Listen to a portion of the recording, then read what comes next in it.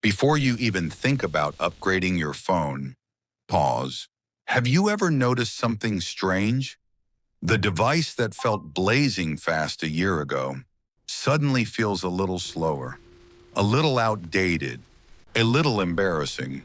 Not because it broke, not because it stopped working, but because a new one was announced. That shift you feel? It's not hardware, it's psychology. I study the psychology behind how companies shape your decisions. This is the lab. If you'd rather understand the system than be controlled by it, subscribe.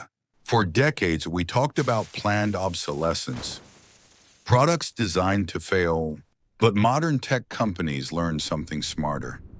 You don't need products to break, you just need satisfaction to decline.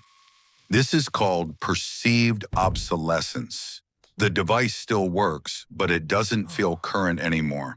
A small camera shift, a new edge design, a new color, not because it improves performance dramatically, but because it creates visible differentiation.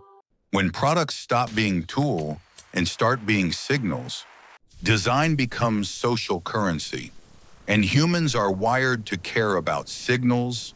Let's be honest. If smartphone design stayed identical for 3 years, upgrade rates would slow down dramatically. Why? Because most people don't upgrade only for speed. They upgrade for identity. When a device becomes a status object, even subtle visual changes matter. This isn't about shame in an extreme sense. It's about belonging.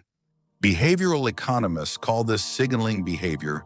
The product communicates something about you. When a new model looks noticeably different, your old one suddenly communicates previous generation. Nothing changed internally, but socially, everything did. Now let's talk about performance. There was a well-known case involving Apple Incorporated, where older iPhones were slowed down to prevent unexpected shutdowns due to battery degradation. The company stated it was to protect device stability. Critics argued it reduced performance transparency. Regardless of intent, the outcome was clear. When software changes, perception changes. Every year, operating systems are optimized for newer chips. Older hardware can still run them, but not always as smoothly. It's not a literal kill switch. It's accumulation. More features, heavier animations, background processes. Over time, your device isn't broken. It's carrying more weight, and weight feels like age. This one is subtle. The battery health percentage. Before this metric existed, you used your phone until it needed charging. Now, you see 89% and your brain reads it as decline.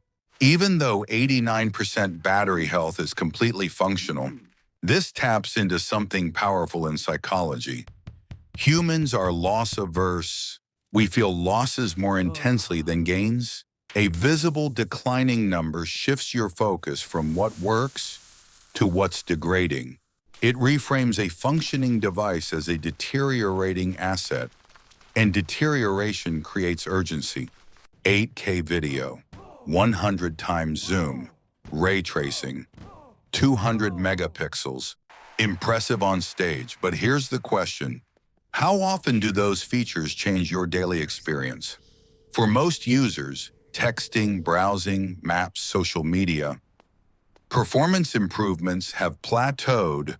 The numbers increase, but perceived utility often doesn't. This is classic feature inflation. When measurable metrics go up, we assume value goes up, even if practical impact stays roughly the same.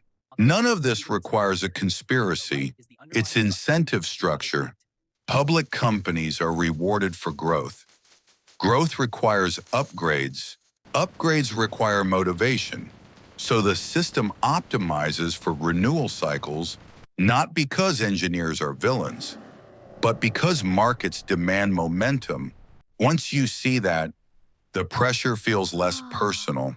Here's the reality. For the average user, A 3 or 4 year old flagship phone is still extraordinarily capable, replacing a battery, clearing storage, doing a factory reset. Those often restore 90% of the lost performance. The most powerful upgrade you can make is upgrading your awareness.